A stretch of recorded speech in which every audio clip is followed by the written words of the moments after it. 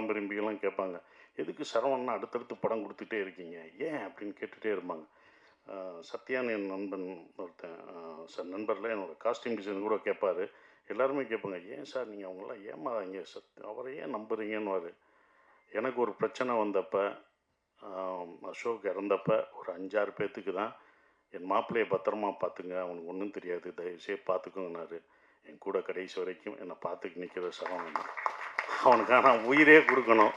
படம் கொடுக்குறதுல என்ன, ஃபெயிலியர் ஆனால் என்ன, தோல்வி அடைஞ்சா என்ன, அதை பார்க்கவே மாட்டேன். எனக்கு அப்போ நின்ன ஒருத்தர் இப்போ வரைக்கும் நின்றுட்டுருக்காரு.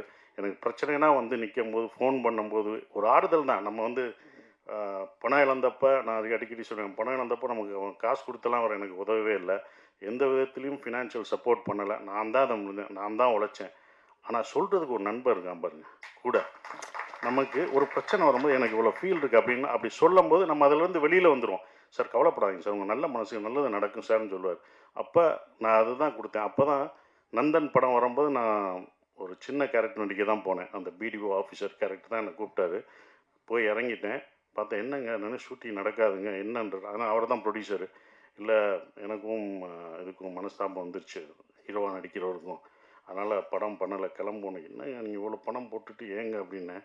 இப்போ என்ன பண்ணேன், சரி நான் ஹீரோவாக நடிக்கவான்னு கேட்டேன். நான் தான் அவர்கிட்ட கேட்டேன். அவர் என்னை நடிக்க வைக்கணும்னு கேட்கல. அவரை காப்பாற்றணும், போயிட்டு வர முடியாதுன்னு அந்த இடத்துல ஒரு தத்தளிச்சுட்டு ஒரு சூழ்நிலை இருக்கும்போது நான் நடிக்கிறேங்க அப்படின்னு சொல்லிட்டேன். ஆனால் அந்த கேரக்டர் எப்படி நடிக்கிறேன்னா நான் யோசிக்கவும் இல்லை, அவரும் யோசிக்கலை. இப்போ என்னென்னா ஒரு 7 நாள் டைம் கொடுங்க, அது வரைக்கும் ஹீரோயின் வச்சு எடுத்துக்கிட்டே இருங்க, ஏதாவது எடுத்துகிட்ருங்க, நான் 7 நாள் நான் தயார்படுத்திட்டு வரேன்னு. நான் தயார்படுத்தி என்னை கருப்பாக்கி வந்து நடித்தது தான் நந்தன்ற அந்த படம். அந்த படம் நடித்து எனக்கு வந்து அப்போ அவர் அவ்வளோவா அப்பையும் ரிலீஸ் பண்ண முடியாமல் தத்தளிச்சும் போதும் நாங்கள் அதை எப்படியாவது கொண்டு வரணும்ட்டு தேட்டருக்கு கொண்டு வந்து அது எனக்கு நல்ல பேர் வாங்கி கொடுத்தது. அவர் என்ன எனக்கு தப்பான இடத்துலலாம் தள்ளி விட மாட்டார். நண்பன் என்றைக்கும் நம்மளை காப்பாற்ற தான் செய்வார். நல்ல பேர் வாங்கி கொடுத்தது.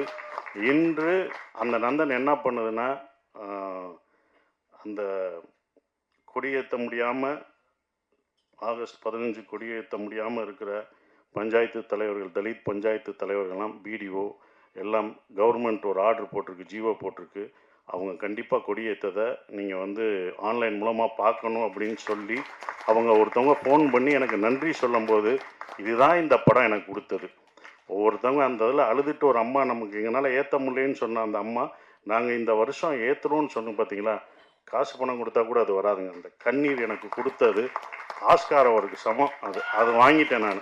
அதுதான் எனக்கு கிடைச்சது. அவங்க கொடியேற்றினாங்கல்ல, அதுதான் அந்த படம் செஞ்சிருக்கு. ஒரு படம் என்ன செய்யணுன்றது ஒன்று இருக்குது. அந்த படம் அதை நடத்துச்சு. அது வியாபார ரீதியாக அவன் நடத்தணும். சரவணனுக்கு எப்போதுமே அந்த வியாபார ரீதியாக சினிமாலாம் எடுக்க மாட்டார். இந்த மாதிரி ஒரு சமூகம் இதை பற்றி தான் எடுப்பார். நானே சொல்லியிருக்கேன், எனக்கு 10 கமர்ஷியல் படம் சொன்னீங்களா, அதை சொல்லுங்கள், அதை பண்ணுவோங்க, இதை பண்ணுவோம், வரவே மாட்டேன். மறுபடியும் அடுத்த படமும் அப்படி தான் போயிருக்கார். சமூகம் தான் அவர். ஏன்னா ஜூனியர் உடனில் அவர் அப்படியே எழுதுனனால, சமூக கருத்து எழுதுனால அதை பற்றி தான் யோசிப்பார். அப்படி தான் சங்காரம் பார்த்தேன். ஏங்க இது கமர்ஷியலுங்க, இதை பண்ணலாம்லங்க அப்படின்னு. ஸோ இதை பண்ணுவோம், யார் வச்சுருக்கீங்க, யாருங்க ஹீரோ, நான் பண்ணுறேங்கன்னு. இல்லை நான் ஹீரோவாக அதில் நினச்சி நான் பண்ணது சூரி. அதனால தான் அந்த சூரின்ற கேரக்டரு பேரே நான் வச்சுருக்கேன் அப்படின்னு. சரி சூரி விடுங்க, நான் அந்த மார்ட்டின் கேரக்டர் பண்ணுறேன் அப்படின்னு. மார்ட்டின் கேரக்டர் ரொம்ப சின்னதாக இருக்குங்க அப்படின்னாரு. பரவாயில்ல, மார்ட்டின் நான் பண்ணுறேன், சின்ன கேரக்டர்லாம் நான் பண்ணுறேன், நீ ஜெயிச்சுட்டு வந்தேன்னா எனக்கு நல்லது தான், மார்ட்டின் கேரக்டர் பண்ணு அப்படின்னு சொல்லி தான் ஆரம்பித்தது. அதை நான் அடிக்கிறது. அப்பையும் சூரிகிட்ட போய் அவர் கடைசி வரைக்கும் கதையை சொல்லவே இல்லை. சூரிகிட்ட போய் வேறு கதையெல்லாம் பேசுனாங்க. ஃபோன் அடிக்கிறேன், சூரிகிட்ட சொன்னீங்களா, இல்லைண்ணே சூரியனை கதையே கேட்க மாட்டேங்கிறாரு, நான் உட்காந்து 4 மணி வரை பேசிட்டேன். 4 மணி நேரம் என்னத்தையா பேசுனீங்க, சொல்லணுமே நீ. நல்ல அவர் தயாராகவே இல்லை, கதை கேட்குறதுக்கு தயாராகவே இல்லை அப்படின்னு. அப்புறம் சொன்னேன், வேணாம், நான் ஒன்று யோசித்தேன், வேணாம்.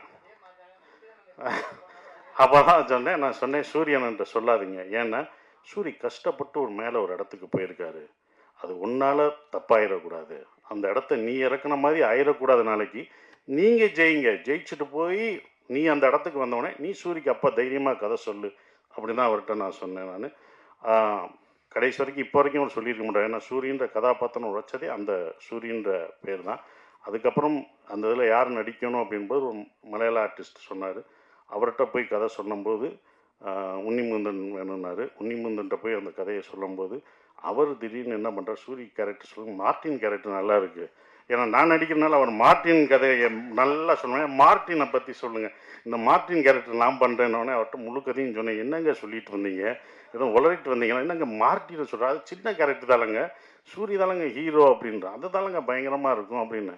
இல்லை நான் அதை தான் சொல்லிட்டு வந்தேன், அவரை தான். இல்லை நீங்கள் வந்து ஃபஸ்ட்டு, ஏன்னா 2 ஹீரோ சப்ஜெக்ட்டு, ஃபுல் கதையும் ஒரு ஹீரோட்ட சொல்லுங்கள் அப்படின்றது.